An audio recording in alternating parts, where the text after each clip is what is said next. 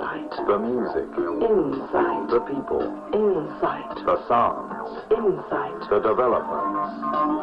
Insight. This week, a profile of Jimi Hendrix. The program is narrated by Alexis Corner. As I have a secret suspicion that somewhere between Lenny Bruce and Jimi Hendrix stands the man of the century, you could say that I'm not altogether objective about either. What's more, in terms of music, I could even come to believe in reincarnation. There once was a bluesman of genius, Robert Johnson. During the 1930s, he sang and played guitar. Another man, named Charlie Parker, played alto saxophone, and a third, Charlie Christian, played electric guitar. By now, we're in the late 30s and early 40s. When you hear them all, with a bit of muted trumpet from Cootie Williams just before the end, you realize that they are all flying very, very high. These are the man we're talking about, the man of genius, a hard word to use. And this is the heart and the head, the soul and the belly of our music.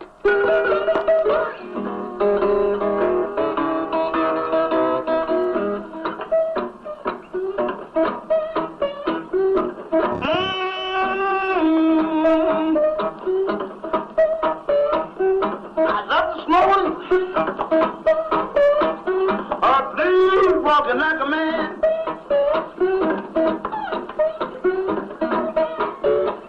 I love it going. I feel walking like a man.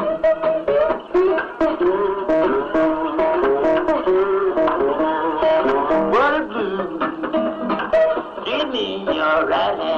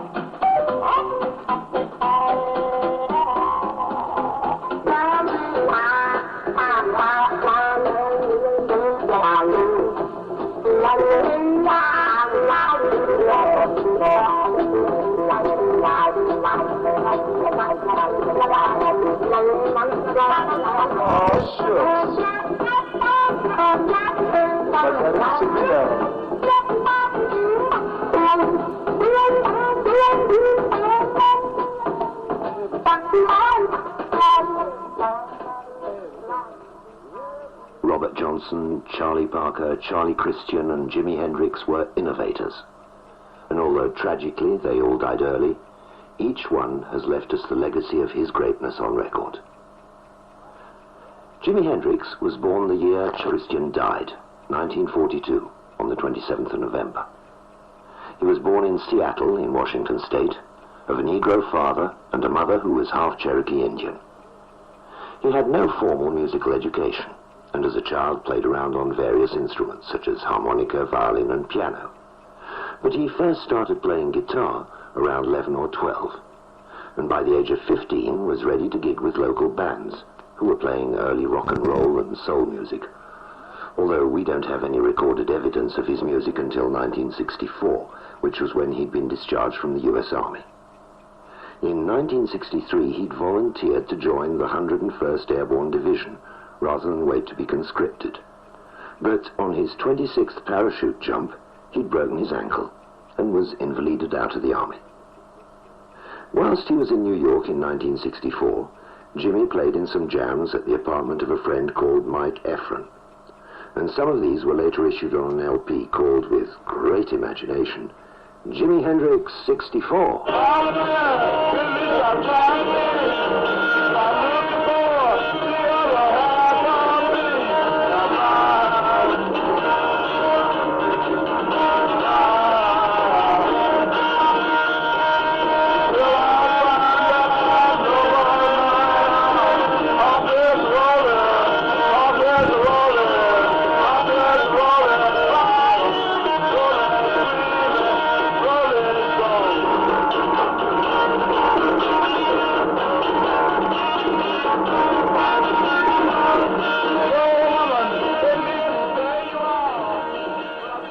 Not exactly brilliant recordings, since they were never intended for release, but it certainly gives an idea of the sort of music Jimi wanted to play. But wanting to play the music of one's choice and making a living don't always go hand in hand. So for the next 2 or 3 years, Jimi played as a backup musician to a variety of performers, including Jackie Wilson, Ike and Tina Turner, the Isley Brothers, Little Richard, and Curtis Knight. He even formed a group at one time and called it Jimi James and the Blue Flames, but they didn't last long, so Jimi just played around in various Greenwich Village clubs. It was at one of these that the big break finally came. The Animals had arrived in New York on what was to be their final American tour, and while they were there, a friend advised bass player Chaz Chandler to go and check out this guitarist playing in Greenwich Village. Having seen him, Chaz had no doubt in his mind what he had to do. Finished up the tour in Atlantic City, just went straight back to New York and picked up Jimi, because I'd met him earlier in the tour. Came back to England. I was selling me guitars to a crib him. What sort of force was he on the musical scene at that time? He was playing in a little club called the Cafe War in Greenwich Village. Just he just met the musicians that afternoon when I saw him. You know, he got about $15 for doing 4 shows a day there. I just sat there, I thought to myself, there's got to be a catch here somewhere, because somebody must have signed him up years ago, sort of thing, you know. I just couldn't believe that this guy was standing around and nobody was doing anything for him, you know. He was just stunning, you know. Now, it's always seemed that it needs a fair amount of bread to hype an unknown artist in the first instance, and here were you with the few pounds that you'd got from the guitars you'd sold. How did you go about doing it? We got a tremendous amount of help from other people like Mick Jagger, Paul McCartney, John Lennon. They would go out of their way to rave about him in interviews and things like that. You know, they would turn the course of an entire interview around just to talk about Jimi Hendrix. And he got almost like a legendary name so very fast. You know, it was within 3 months of coming to England, he was in the charts, you know. So you got a sort of reputation going without spending a lot of money on it? Yeah, he just went around, sat in with groups at first. Like he sat in with a cream at a college, at Regent Polytechnic, and Eric just freaked over him at a clap. And like they were a very powerful name at the time, they just kept on railing him. And in no time at all, you know, the concerts were full. A buzz from musicians certainly gets things going, but you need the help of the media to get it across to the public. Music journalist Chris Welsh, who later wrote a biography of Jimi Hendrix, remembers when he first went to see Jimi. Quite often you quickly forget artists when you first see them on stage, and I've seen a lot of new artists over the last 10 years, and Jimi is one of those artists I really vividly remember, because it was an occasion in a club when virtually the whole of London had gone to see Hendrix perform. It was at Blazes Club in Kensington. And it really was one of those nights that you do remember because Jimmy was so tremendously exciting on stage, and there was this enormous feeling in the audience that we were watching something new, being born, in fact.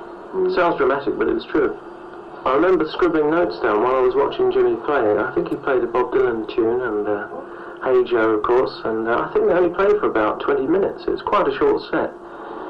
And it was in a very small, cramped club, and there was so little room, we were all squashed together. People like Pete Townsend and Jeff Beck were there, all who were there. In fact, they just finished a gig in East London. They came especially to see Hendrix. And I think Paul McCartney was there. And I remember leaning on Chaz Chandler's back to make notes and scribble down the title of the tunes, and I had to sort of shout and say, what was that called? And we gradually, I pieced enough information together to write a review the next morning. A rave review. So the next step was to get a record out, and that was Hey Joe, of course. For Chaz Chandler, who produced, it's still one of his favourite Hendrix tracks. I think it's a lovely representation when you hear a song not by the guy. I mean, I like Tim Rose's version of Hey Joe as well, but I think, you know, Jimmy's just put something extra into it. You know?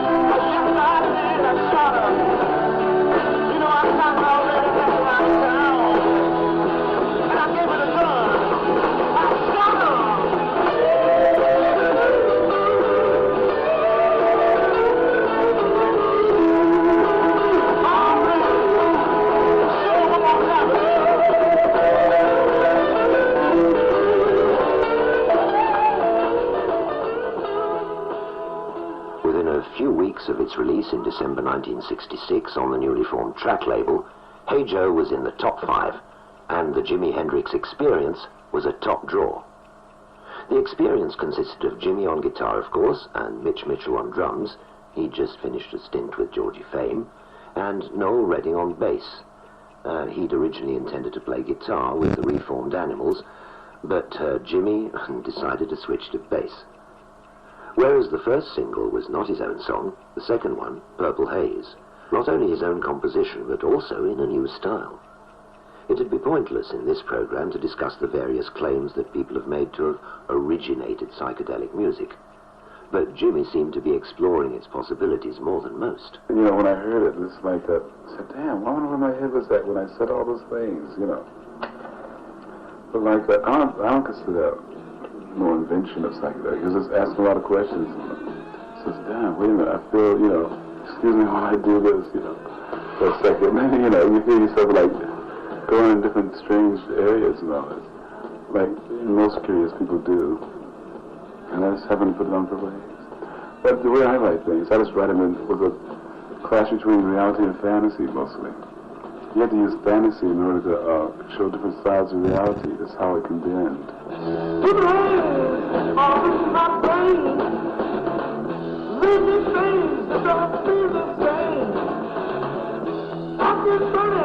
But I don't know why. You see, while I kiss the sky,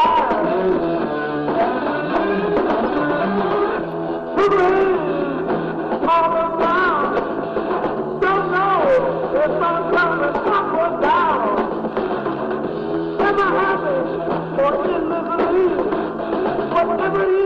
that girl put a spell on me.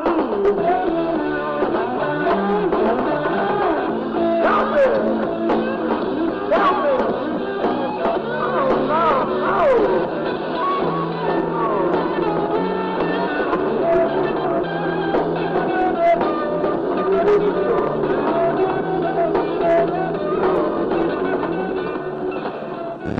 Purple Haze was released in March 1967 and was another top 5 hit, and was quickly followed by a gentler, contrasting record. Chas Chandler. I remember when we did The Wind Cries Mary, he'd just sort of written it the night before, the group hadn't heard it, and he went in and played it, and he came back out and said, oh, I've got another idea for a guitar, so he laid another guitar on, playing harmonies to it. He did that 5 times, just thinking of the music and then playing it straight away. You know, just one track after the other, all in harmonies to it, and complementing the stuff he'd put on before. Well, after all the chats up in the boxes,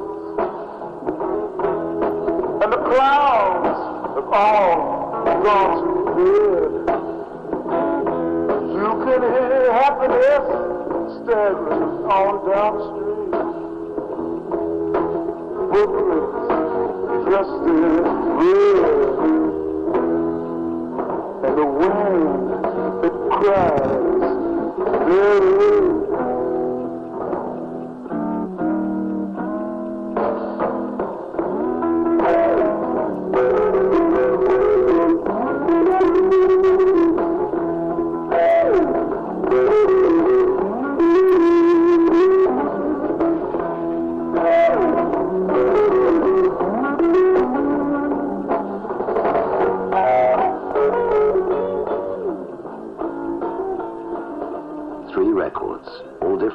But all hits. An appropriate time for the release of Jimi's first album called Are You Experienced? And Jimi spoke about the album to Klaus Berling of Swedish Radio. It has about 3 or 4 different moods. It has a little, rock and roll. It has about 2 rock and roll songs, which you can call rock and roll, And then it has maybe, it has a blues, and it has a few freak out tunes, They're not playing psychedelic music. Yeah, there's one or 2 in there. There's the one named Are You Experienced is one. But, that's the name of the, there's a last track on the LP. It's like a, imaginary, free-form song where you just use your mind, where you just imagine with your mind, And this other song named Third Stone from the Sun. It lasts about 7 minutes, and it's instrumental on these guys coming from another planet, And Third Stone from the Sun is Earth, That's what it is. They have Mercury, Venus, and they, observe Earth, for a while. And they think that the smartest animal on the whole Earth is chickens, hens. And so there's nothing else here to offer. They don't like the people so much, so they just blow it up at the end, So you have all these different sounds. But all of them made from this nothing but a guitar, bass and drums, and then slowed down voices,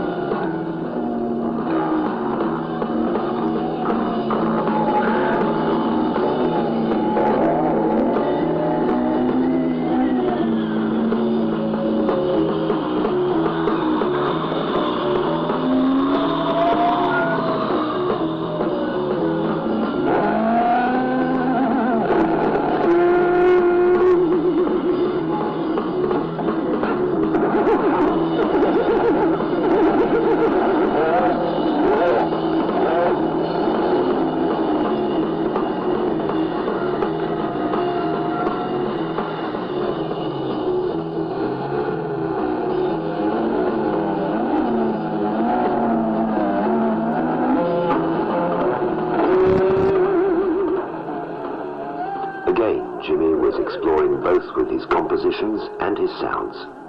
And this is why he was so fascinating to watch and hear. One of the real crowd pleasers was Jimi's version of the Chip Taylor song that the Trogs had made famous, Wild Thing.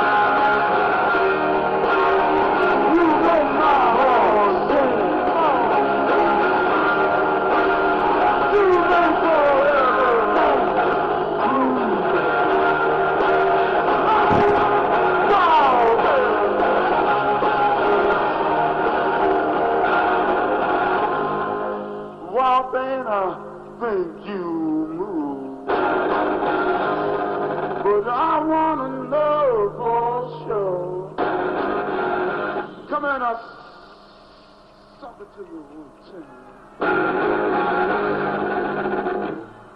You move, look out.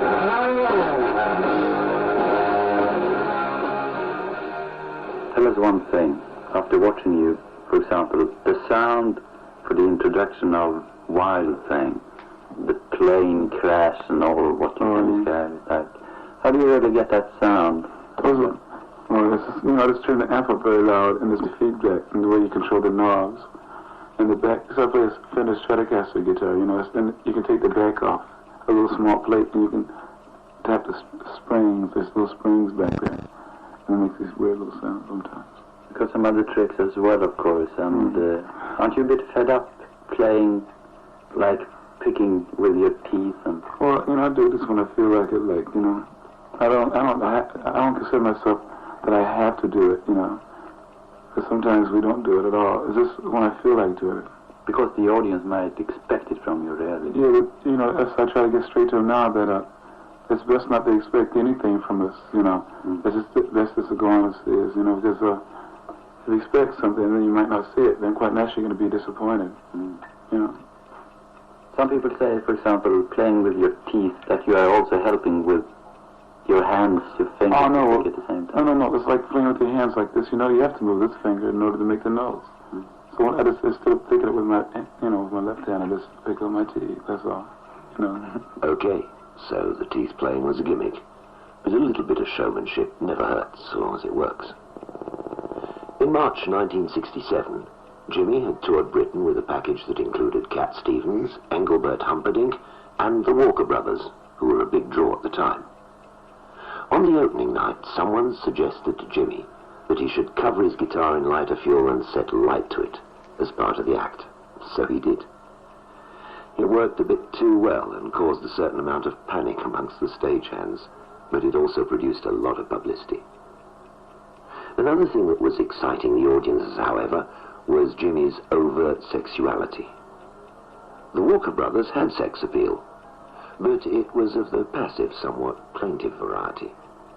Jimi, on the other hand, would move sinuously about the stage with the guitar neck erect and tongue flicking, in time with a cascade of notes, proceed through a series of sexual postures, and then sometimes finish up practically making love to his guitar on stage. There was no room for misunderstanding.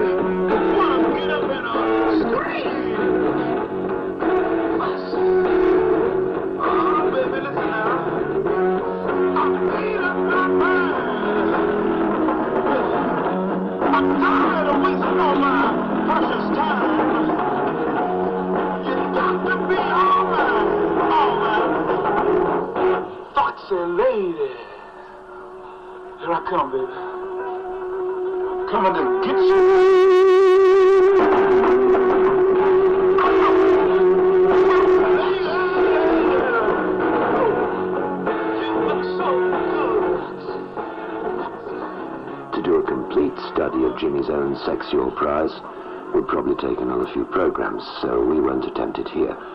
But there's no doubt that sexuality and appearance certainly helped to attract large audiences for his music. and provided the parent alienation factor that had worked so successfully before, for instance, with the Stones. 1967 was a memorable year for pop music, with the Monterey Festival held in June as one of the most significant happenings. Jimi was invited to appear, and was one of the biggest successes of the event. Part of the set he played is recorded on an album he shares with another marvelous performer, Otis Redding.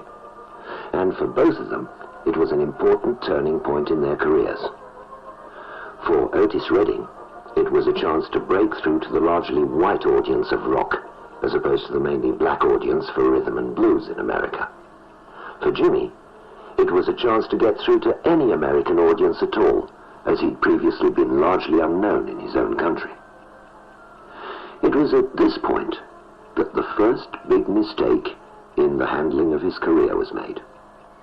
Chas Chandler had earlier decided to share Jimi's management with Mike Jeffrey, who had previously been the Animals manager, and obviously had more business experience than Chas. Chris Welsh explains. My impression was that Chas was the enthusiast and somebody who believed in Hendrix very much, and Mike was the businessman who did the deals. In fact, one of his first deals was to put Jimi on the Monkees tour of America, and Chas told me later that he was very angry about this and that they shouted at each other. He thought it was ridiculous that Jimi should be expected to play second fiddle to a teeny bop band. Especially after having been so successful at Monterey. Yes, he'd proved himself as a rock idol, certainly not a teeny bop act. And Mike Jeffrey, whose concept of music was strictly from the pop music point of view, he thought this was a marvellous scoop, a wonderful achievement to get them on the bill, because I presume he thought, this was going to be good for Jimi, plenty of exposure. But Chas realised that this wasn't the audience, and in fact they concocted a story later when they wanted to take Jimi off the tour. I think he'd been dying the death, to be honest, with American Monkees fans. So they concocted a story that the Daughters of the American Revolution had protested about Jimi's obscene stage act, which made good front page stories, but wasn't actually true. Because, as somebody pointed out later, it's unlikely that the Daughters of the American Revolution had ever heard of Jimi Hendrix. Well, despite this slight setback, Jimi's career continued to prosper, particularly back here in Britain. By September, Jimi had another single in the charts, Burning of the Midnight Lamp. And this brought Jimi into the BBC studios to record a session for Top Gear on the new network Radio 1. Jimi had also previously recorded for some other programs, such as Saturday Club, and many of these BBC tapes still survive. We thought it would be worth taking a few minutes of this program, playing you some extracts from some of them. Come in now, Jimi. Cause we're just now there.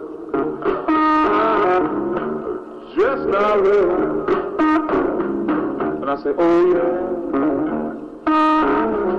She said, sure enough there. Oh yeah. Oh yeah.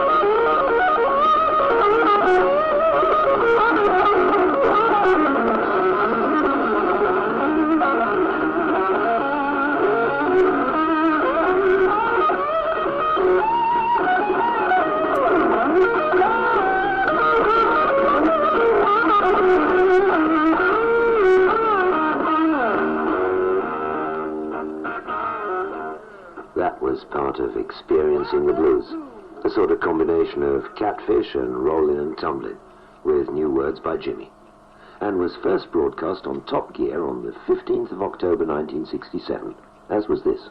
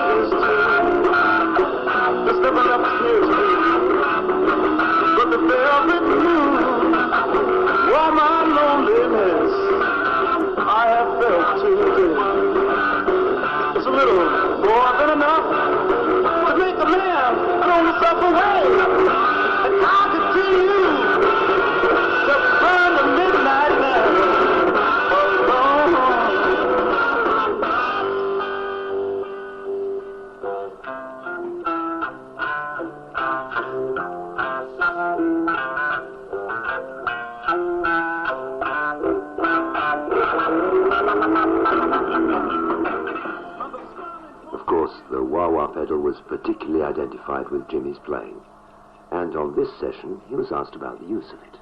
On the first LP, all your experience, well, on this track, I Don't Live Today, there's a guitar, I take a solo on it, and it's wah-wah, but see, we're doing it with hand then, So then Vox and this other company in the States, in California, they made this, see, the first record I heard with the wah-wah was what was that, Tales of Brave Ulysses by the Cream. Yeah, which is one of my favorite records.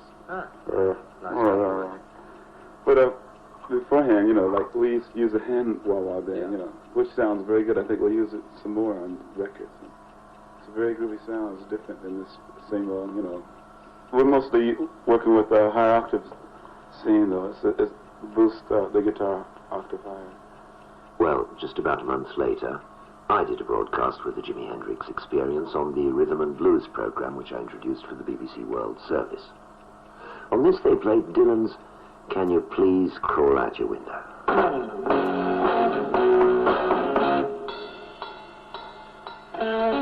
Now he sits in your room, he's tuned with a fistful of tabs. He's preoccupied with his pen. Scarcely the dead that can answer him back. You know good well he has no intention of looking your way, and that's to say that he needs you to test his intention. Hey, please come crawl out your window. I'll use your hands and legs, it won't ruin you. How can you say he will haunt you when you can go back to him anytime that you want to?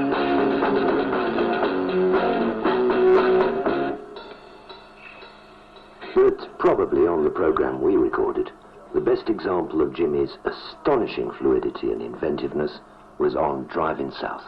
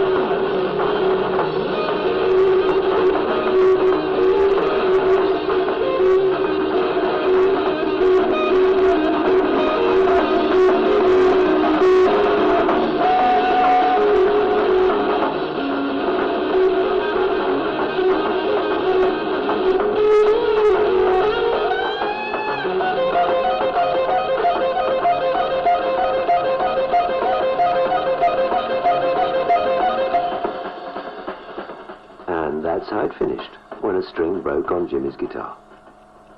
But, of course, Jimmy did do a few other things apart from recording BBC sessions. He did some Sunday concerts at the Savile Theatre, he completed the recording for his second LP, and in December played at a concert at the Olympia alongside the Pink Floyd, The Move, and The Who. Not a bad bill. In the new year, the group visited Sweden, and Leif Anderson talked to Jimmy about his newly released album, Axis Bold as Love. Will you suggest a track for us to play from your new album? Well, there's one song I know we did a lot of sound on, you know. We put the guitar through the Leslie speaker of an organ, and it sounds like jelly bread, you know. Goes, so I was wondering if you could play Little Wing. Okay. Thank you.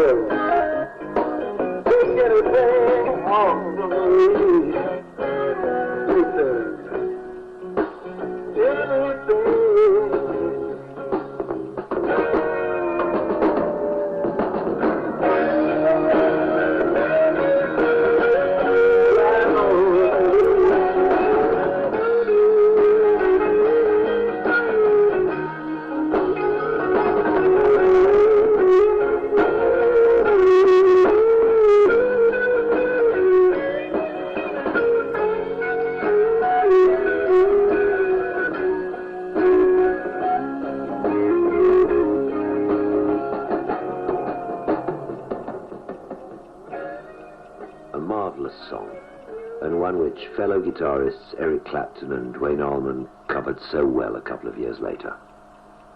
But Jimmy's visit to Sweden brought him his first real taste of trouble when he was arrested for breaking up his hotel room and spent the night in jail.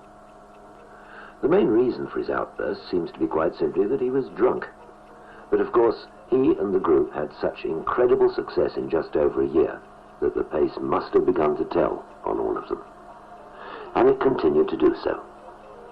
A tour of America was followed by recordings in New York for the next album, and the strains within the group and between Jimmy and his management became very noticeable. Chris Welsh outlined some of the reasons. Possibly just the general grind of touring, because in those days management wasn't very skilled and musicians weren't very organised. They didn't have lawyers as managers as they have now. They didn't have the control over their career that they can now exert. And they would work too hard, and probably the stage act really, I mean, if it was shown today, it would probably not appear so, well, certainly not as contrived as, say, Queen are now. It wasn't formalised at all. It was just Jimmy expressing himself and being very exciting at the same time, and that kind of stage act very quickly can pall. I mean, obviously you just can't turn on that kind of excitement night after night on the road, extensive touring. And I remember seeing later on in '67 when they played at the Savile quite a few times, and other concerts later, the Albert Hall, for example. You could see that gradually he was finding it more and more difficult to sustain that kind of tension on stage, kind of explosive performance that fans had been accustomed to expect. As 1968 wore on, the problems increased, and in an interview with Leonard Ridling, Jimmy himself was obviously aware of them. we might work a little less, but our records will be better, you know, because we'll have better peace of mind, you know. Because I get very bored, regardless of how good anybody else is, and I'm sure other people might get bored too. It's like I get bored myself. You know, I can't play guitar anymore the way I want to. You know, I get very frustrated sometimes on stage when we play. And I think it's because it's only 3 pieces. You know, I like to work with other things too, and I'm sure they would too. You know, but that doesn't necessarily mean we have to break the groove up. You know. But in fact, an announcement to that effect was made in November. And in the meantime, the recording session for the Electric Ladyland album had caused a final rift with Chas Chandler.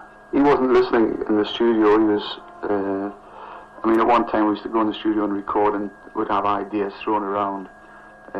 When we started on the Electric Lady album, I might as well have not been sitting there. He wasn't listening. And so I just said, well, I'm not going to sit around for the ride, you know. I'd rather be doing something that I feel I'm a part of, you know. It became very strange in the end, and I just couldn't be bothered anymore getting phone calls at 3 o'clock in the morning for this, that, and the other imagined insults or more trouble you got yourself in. But isn't that part of what a manager has to put up with anyway? I don't think so. I never figured it that way.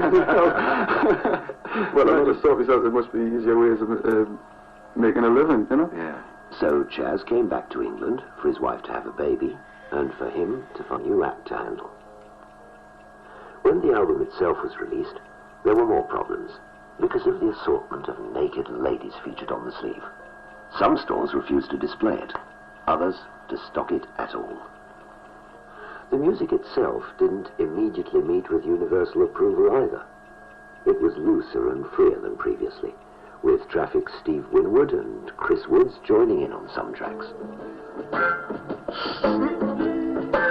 Yeah, what you need, bro?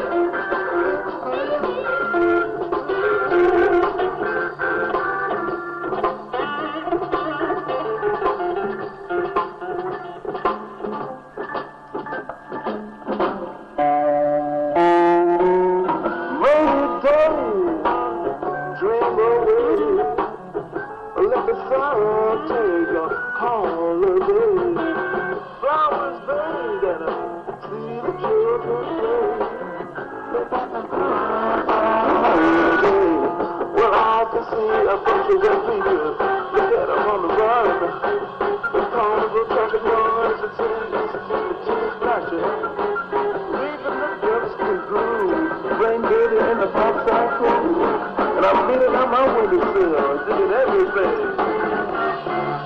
And I used to.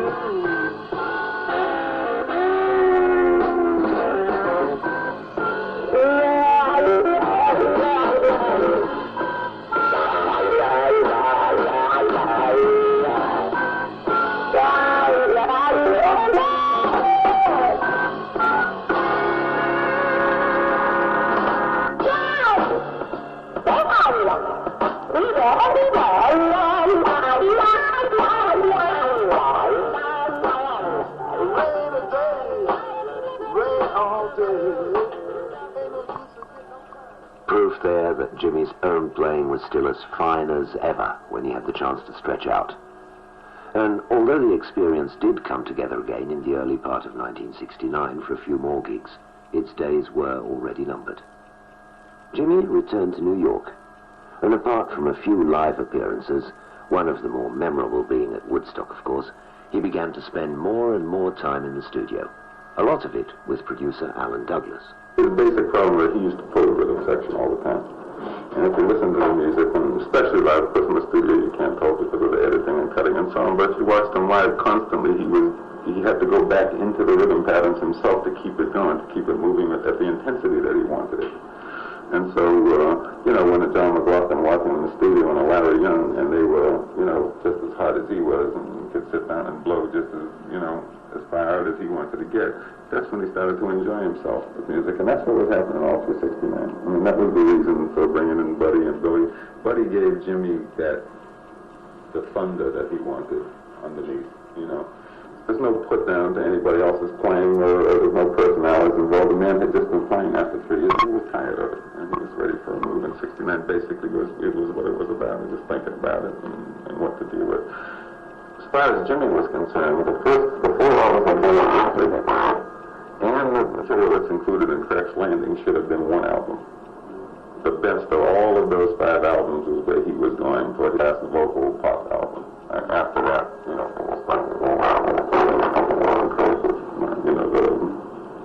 the 11, so on and so forth. The album, Crash Landing, that Alan Douglas just mentioned, is one of 2, the others called Midnight Lightning, that he has reproduced in the last couple of years, with other musicians being added to the basic tracks that Jimmy laid down. You got to understand that when he played rhythm guitar, he practically gave the entire arrangement. He would, do straight rhythm for 4 8 bars, and then he would go into what he wanted the other musicians to play, So all we got to do is continue the straight rhythm line, and when we're doing our overdubbing, we pretty much follow his patterns, with our own improvisations and, with the talent of the musicians involved to enhance it. And it really works. So much so that Jimmy's American record company have withdrawn his other posthumously released albums in deference to Midnight Lightning and Crash Landing. A few weeks before Jimmy's appearance at Woodstock, he was arrested at Toronto Airport and charged with being in illegal possession of narcotics. He was eventually acquitted of that charge in December, but it would be foolish to deny that the use of drugs played a part in Jimmy's career.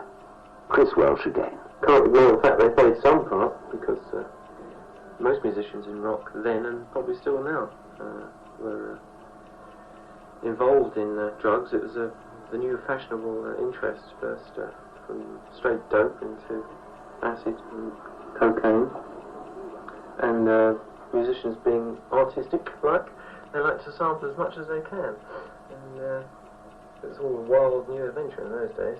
I don't know whether it is still, I hope not, but according to one report I had, that he was given acid before an important concert in New York. I think it was Madison Square Gardens, where he just couldn't play and walked off stage. So obviously that would affect him very badly, and there's been suggestions made that he was given that kind of drug, acid, in order to perpetuate his stage image and make him an exciting performer for the public, which is a bit frightening when you think about the implications of that.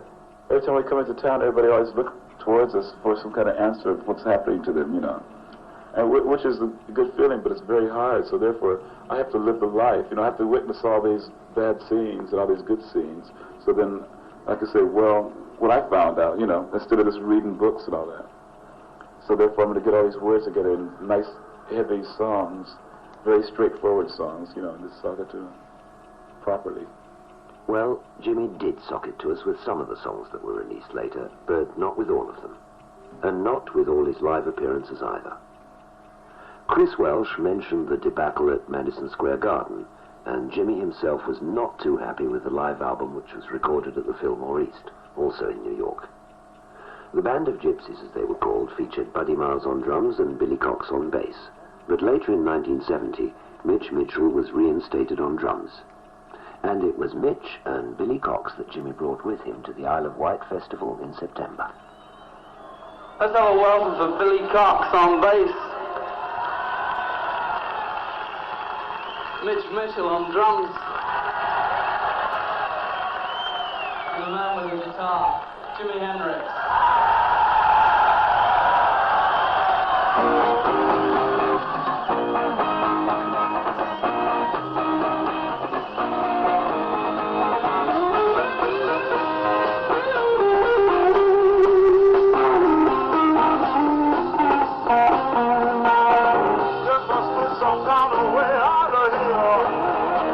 Say the joker to the thief.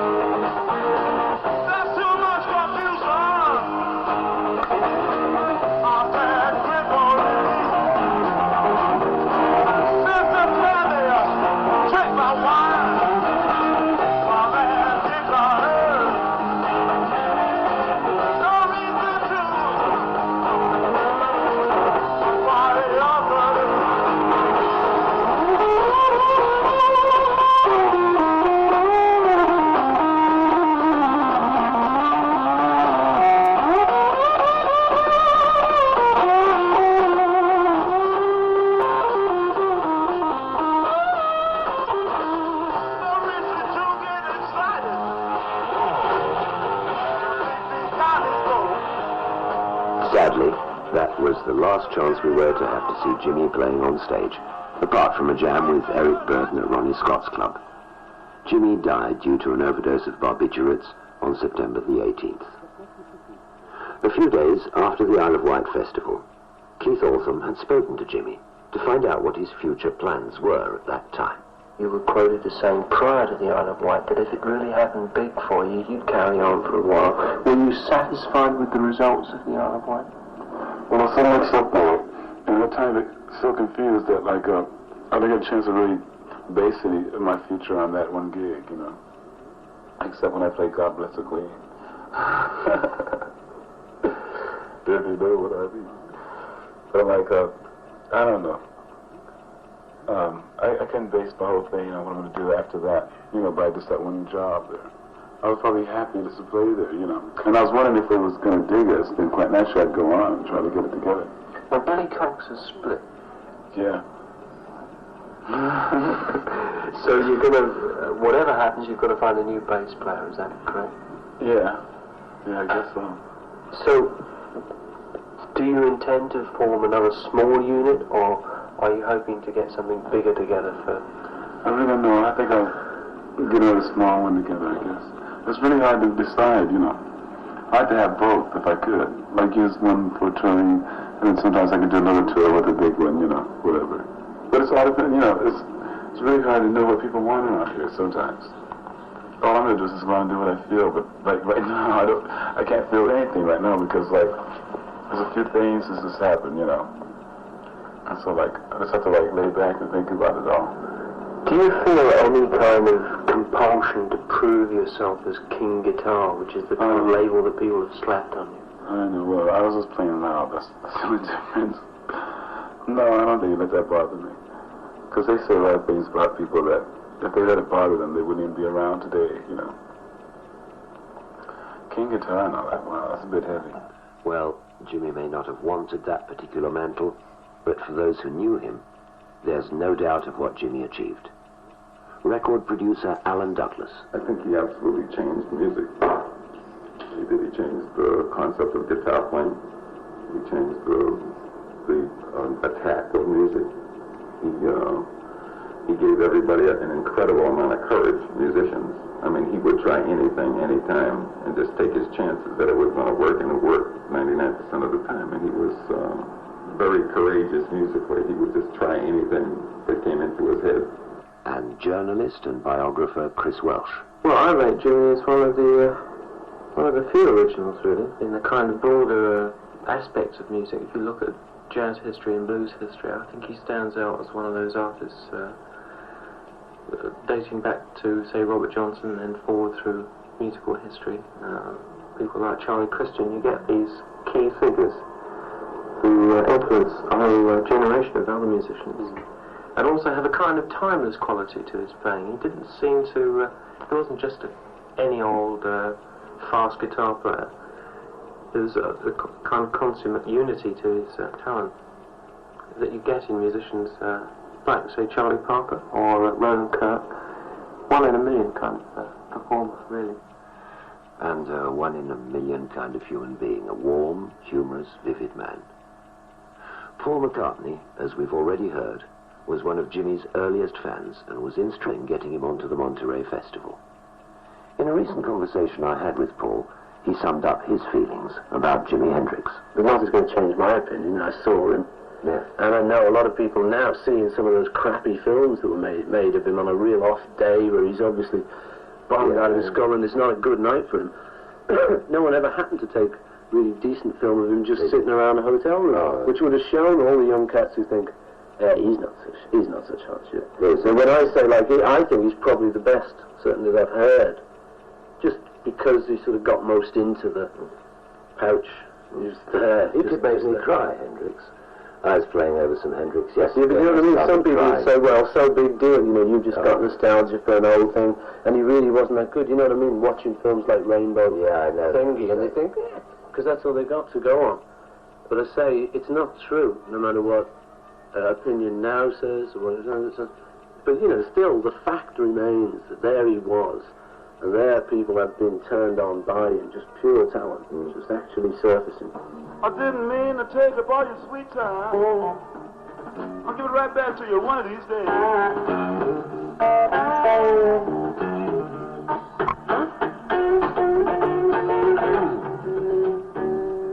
I didn't mean to take up all your sweet time. Give it right back one of these days. If I don't see you no more in this world, well, I'll meet you on the next one. And don't be late.